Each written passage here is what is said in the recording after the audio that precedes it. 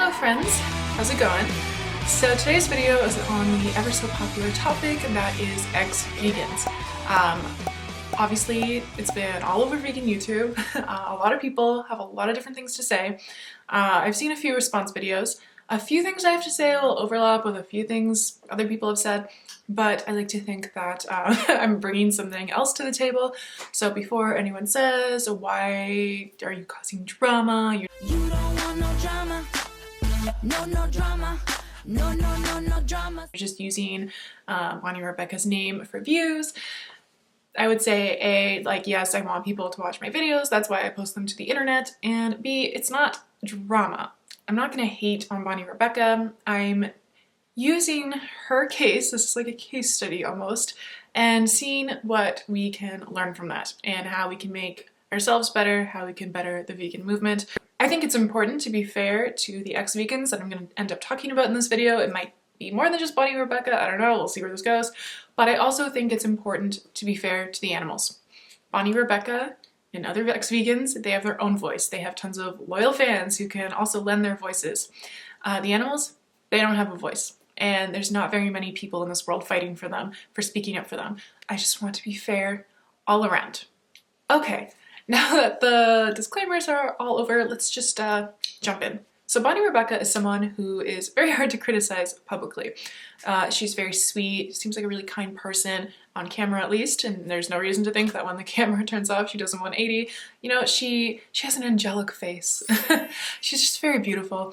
You know, and whether we like it or not, that makes it hard to criticize her, especially when she has a ton of fans and people willing to take a bullet for her, it seems like. And the reason why I say this is because I don't want to come off as just kind of pandering to that. So the things I'm going to say about her, I'm not saying like to avoid having to criticize her too harshly. Like I'm being fair. I'm being completely fair with what I'm saying. And you know, I think people who do criticize her very harshly, I think they're seen as hurting the vegan movement and like, oh, this is why people aren't vegan. So with all that being said, Bonnie Rebecca, I feel like she's an interesting ex-vegan case because she seems like someone who really tried to stay vegan. You know, I think some vegans, or ex-vegans I should say, they experience the most minor health thing that could totally be fixed whilst eating a vegan diet, but for some reason they seem to think that like it seems to be fish and eggs are just like the magical cure to all ailments for ex-vegans. I don't know why. I don't know what it is, but it always seems to be fish and eggs. And they just like magically get better once they eat one egg. They like eat the egg and they just like feel their body like healing instantly. It's like, it's not how it works. It's probably the placebo effect at that point. But Bonnie Rebecca seemed to actually try. She kind of condensed 5 years of her medical history into a 40-minute video. So it sounds like she went to a lot of actual medical doctors and sadly a lot of naturopaths. As soon as she said that she went to a couple, like, I was just like, oh girl, you shouldn't have done that. Sounds like she wasted a lot of time and a lot of money on these people. And with also maybe her health would have been better had she not gone to these people. I know she was saying that this one guy like prescribed her herbs and like she was taking the herbs for months and like it helped a little bit, but it didn't fix all her problems. And it's just like, no kidding, like no kidding, taking freaking rosemary didn't heal your digestive issues. I don't actually know if she took rosemary. I don't know what that means to take herbs. Like, I don't know why it is that a disproportionate number of vegans seem to not trust medical doctors, and Bonnie Rebecca didn't. I'm not saying she doesn't trust medical doctors, she went to some, but she also saw these naturopaths. Okay, like if taking herbs would heal things, medical doctors would prescribe that because they would be put through testing to see if they actually work. So I know some vegans, you see these crazy vegans saying things like, oh, medical doctors just want to like make a bunch of money off of you and they can't be trusted. I feel like people like that have never actually met a medical doctor like in just day-to-day life, like outside of going to the doctor's office. Like they don't know any doctors in their personal life. I don't know, maybe this is like an extra cringe thing for me because like I have a family full of medical doctors, so like I know they're good people and they're not trying to keep their patients sick. Like they really try really hard to help their patients. And I feel like most people know that, but I don't know what it is, man. Something about vegans. They just, a disproportionate number of them don't like doctors. So please, you viewer, if you get sick, don't go to a naturopath, go to a medical doctor. Thank you. With all that being said, let's say I was in the same position where I exhausted many avenues and finally I find this doctor who tells me I need to eat fish and eggs to feel better. I think as vegans, it's really easy for a lot of us to say that I would never do that. You know, I'm the same way. I like to think I would never do that, but I don't know that I wouldn't because I've never been in that position. I've never had to test it. You know what I mean? So I can feel very strong in my convictions that I would never do this, but until I'm actually in that position, I can't know. So I think people who haven't been in that position and are judging really harshly, I would say to maybe just take a step back and recognize that a lot of people feel that way. There's a lot of vegans who feel that way. Bonnie Rebecca is one of them. And a lot of people, they end up eating the animal products if they feel like that's their only choice. So I think, like, why would you be so different from all these other people who are so strong in their convictions? Like, what's different about you than that other person who seems equally strong? Are they just not actually?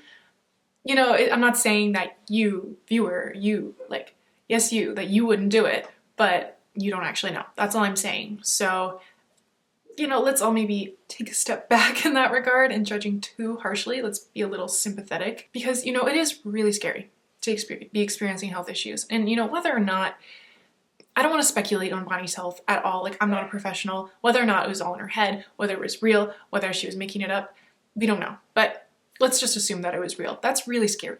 I'm not mad at her necessarily for not finding a vegan solution to her problems. I guess I'm just more upset with the fact that in her video she says that she's comfortable with consuming fish and eggs and that she thinks it's ethical. If you're experiencing health issues and someone tells you that eating meat and eggs and whatever will like fix you, would you personally be willing to go out and kill a pig and eat that pig? Would you do it for a dog? Would you go out and kill a chicken, a cow, or whatever animal, a monkey? Like, would you do it? You know, would that feel right to you to take that animal's life? If it does, then okay, I guess you can say that you feel like it's ethical, but I don't know, like, would Bonnie Rebecca go out and do it herself? Like, maybe she would. Maybe she is completely consistent in that way, but I think it's really useful to think about this conversation in those terms. Like, would you go out, kill a dog, cut it up, and then fry it up and eat it? That's really disgusting. Sorry for that description, but that's what we're talking about here. If you want to say that's ethical, okay, you can, but that's a really strong thing to say. Listen, I've said it on this channel before and I'll say it again. In life, it's really easy to look at things on paper and say this is right and this is wrong. In life, sometimes you have to choose between things. Sometimes you have to choose between this good thing and this good thing, but choosing one, but you can do one, but you can't do the other. You know, it's not, real life is not easy. So I think we should be sympathetic to people like this who seem to genuinely do their best, but I don't know, it just seems questionable to say that your choice is ethical, that it is a good thing to do. I don't know. I don't know if I'm convinced that it's necessarily ethical or good. It might seem like a lot of people are quitting veganism lately because we have these big vegan influencers quitting. I mean, a lot of people go vegan and then quit vegan. We all know this. Most people don't stay vegan who are vegan. Maybe it is the case that social media YouTubers, Instagrammers, whatever, those vegans are more likely to quit veganism. I don't know. I don't have any information on that.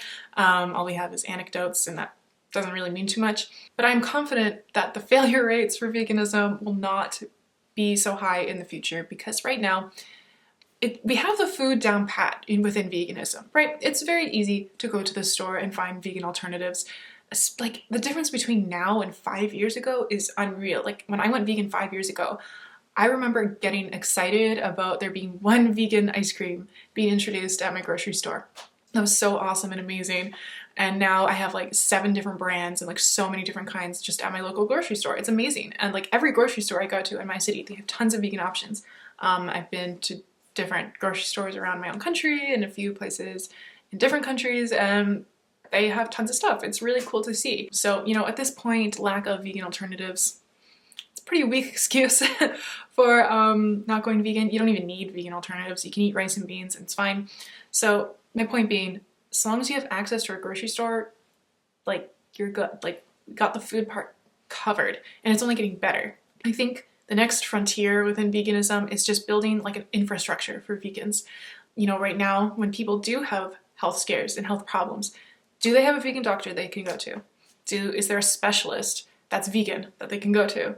So if there are a bunch of vegan specialists out there in the world that Bonnie Rebecca had access to, maybe she would still be vegan today. Maybe she wouldn't feel the need to quit. We need more vegan infrastructure to support the family. You know, whether that's nursing homes, daycares, you know, within our educational system. We need more legal help within veganism. It should be the case that, let's say you do something bad and you get thrown in jail, okay? And they're not going to give you vegan food. There should be resources available to you so you can say no, insist that you get your vegan food. I think as we fill those gaps and we build that infrastructure within veganism, we're going to see the failure rate for veganism drastically drop. That's not to take personal responsibility away from people who are no longer vegan. I'm just saying that when you zoom out and look at the problem, you can see, yes, this is where the gaps are, and once we fill them, veganism will definitely grow even more. But yeah, if you're to zoom in on an individual and say, hey, you could totally be vegan, you're just lazy and don't feel like cooking and you just like to eat McDonald's. That's not a reason to not be vegan. You're a crappy person. You know, you can totally do that. What I'm trying to say is when we look at all these ex-vegans, yeah, it's easy to maybe on an individual level say, hey, you could have done this, hey, you could have done that. But when you look at ex-vegans as a whole, it's like, oh, if we had all this infrastructure, we wouldn't be having, these people wouldn't have been ex-vegan in the first place. Just branching off of what I said about personal responsibility. Bonnie Rebecca posted this Instagram story. There's really only so much criticism, judgment, and shaming one person can take. Whatever chance there was of me returning to a vegan lifestyle and labeling myself vegan again has been completely crushed by the response I have received to this video. I'm shocked beyond belief that a community based around compassion can be so aggressive and cruel. It's one thing to comment and judge, and then another to send death threats and try to stalk down my address. I have never felt so unsafe and misunderstood. Okay, I'm going to state the completely obvious first, that it's not cool to send death threats and stalk people. You're a terrible person if you do that. Don't. If you're doing that, please stop. Okay, it's not cool. The part where she says, whatever chance there was of me returning to a vegan lifestyle and labeling myself vegan again has been completely crushed by the response I've received to this video. Oh, boo-hoo! Let me play a sad song for you on the world's smallest violin. Girl, who cares? Crazy people exist on the internet. Okay, you can't escape that. Maybe you've never been controversial before, so you're experiencing it for the first time, but that's how the internet is. Just because people are crappy, that doesn't give you an excuse to harm others. Bonnie, this isn't about you. This is about the animals. But if you have to make this about you, I would say a lot of people think to be a good person, you have to go out and do good things. Okay, maybe not. I think a lot of people think to be a good person, you just have to actively not harm others directly. But some people think to be a good person, you have to go out and do good things, which I agree with. And I've said this before, but the first step to being a good person is you have to stop being a bad person. If you want to be a good person, you can't continue doing the bad things that you're doing and then just go out and do good things and do more good things than bad things and hope that cancels out. No, you have to stop being a bad person. So Bonnie, if you want to be a good person, you have to stop being a bad person. And if you get to a point where you feel like you don't need to eat these animal products anymore, and you choose not to because people are mean to you on the internet, then yeah, you're a bad person. Sorry. You understand that veganism is the ethically correct position, yet you're not going to do it because someone hurt your feelings on the internet. Stop it.